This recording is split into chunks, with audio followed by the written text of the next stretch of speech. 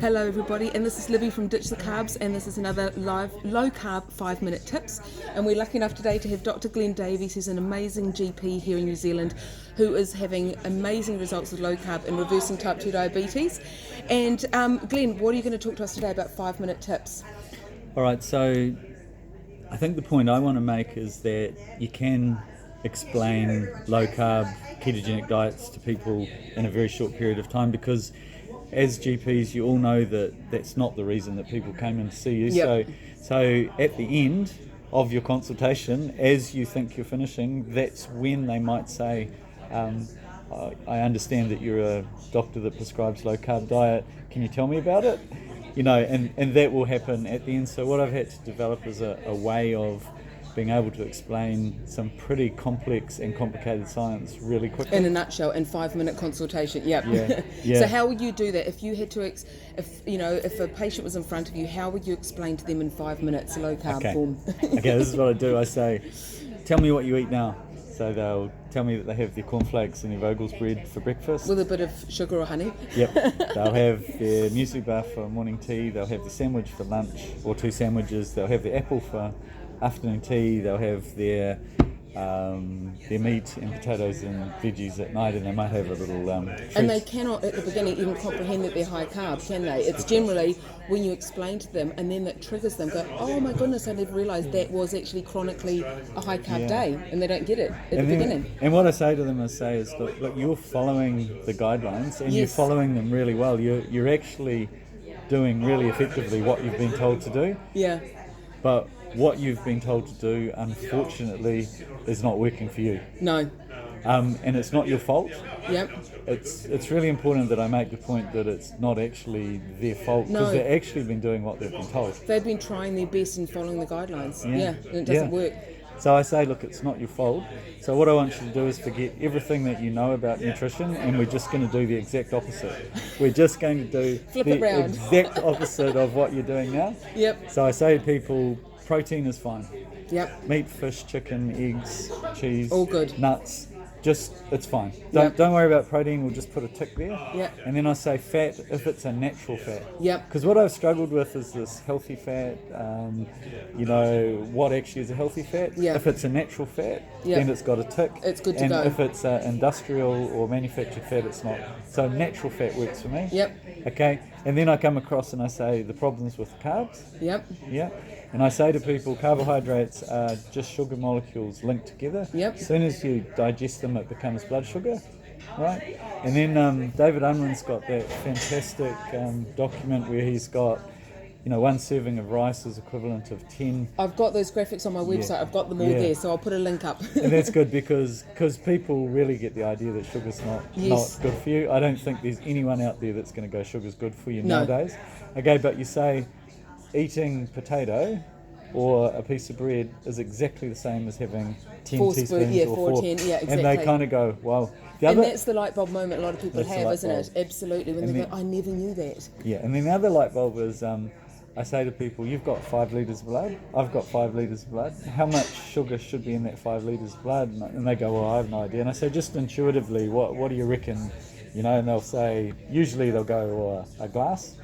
And I'll go, yeah, that's about what most people say. Do you actually know how much it is? And I say it's less than a teaspoon.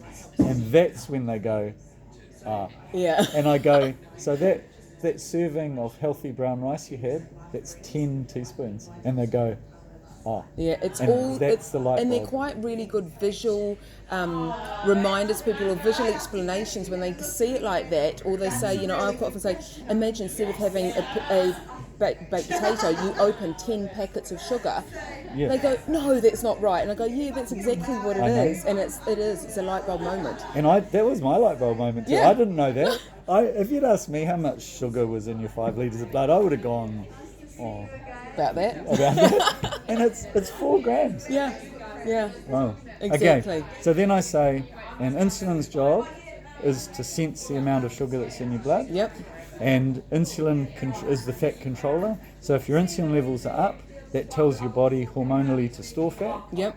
If your insulin levels are down, that tells your body hormonally to burn fat. Uh-huh. And the problem is that we're telling our body to store fat all the time. Yeah. And what we've got to do is just reduce the carbs enough to lower insulin, to tell our body that it's okay to burn fat. Yep. And that's basically my quick explanation for people. And I find what I do is I watch people's eyes, and when I see it glaze over because there's too much science, I dial it back. But that explanation, I find that everybody gets. It clicks for them.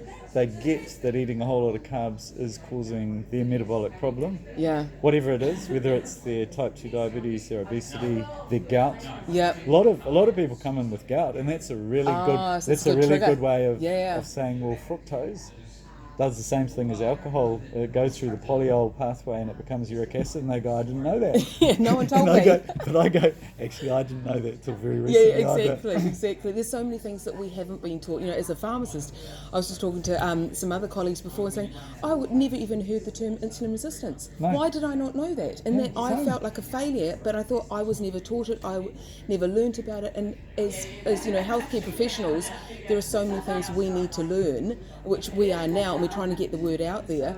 But I think your 5-minute explanation is brilliant, and obviously any practitioner watching now will think, that's how I can explain it to my patients. It's as simple as that. And then just give them some resources, and YouTube. Isn't YouTube fantastic? Yeah, but it's like the university of life. All my latest heroes are on YouTube, and I've even given up Netflix. I watch YouTube because I'm going. It's far more interesting. I haven't completely given up. No, quite. But I always say, my mother always said, if you can read a book, you can do anything. And it's true. If you can read a book, you can go onto YouTube, do your own research, because no one's going to do it for you. You're your own health advocate. You're the one who has to kind of go out there, because great if you've got a GP like you, fabulous. But if you haven't, you just need to do some research, and hopefully that kind of ripple effect, you will have great results. You might teach someone else and everything else. I think it's... Oh, and people do teach their friends and their family, don't they? Yeah. Because they get, for the first time in their life, possibly this incredible success. They become evangelistic, don't they? Yeah. And they're telling their work colleagues. Yeah. But they're airbashing their work colleagues, aren't they? It's like major. It's not like, have you heard about this? Like you and I, we do it gently, don't? Yeah. They don't do it gently with their colleagues. No. Say, you fat bastard, you got to get onto a low carb diet, eh? Exactly.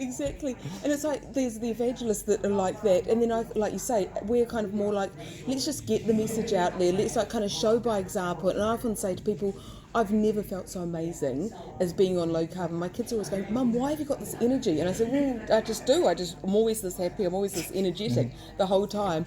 And it's because there's no longer that sugar roller coaster, that carb starch kind of weighs you down. And it is, you just think, and people who want to hear about it, they will. I often say, if people ask you why you've gone low carb, they're not ready to listen. But if they ask you how you've gone low carb, that's a good point. That's the little trigger. And I don't want to bore people at parties. I don't want to be that kind of diet bore going, you all need to be low carb, which of course I do think you should be. But if people ask you why, okay, that might just trigger a thought in their head. But if they ask you how, that's when I know they actually want to hear more. And I don't want to bore them for an hour talking about low carb. And it's like, great, if you're going to take the information away and act on it, brilliant, I'll spend an hour with you. But if it's just there and their eyes are glazing over, it's like, enough. That's absolutely enough. So gently. Well, that's wonderful, Glen, and thank you for joining us today. And your patients are lucky to have you, and Taupo is lucky to have them. And tell everyone, how many people have you absolutely reversed their type 2 diabetes now?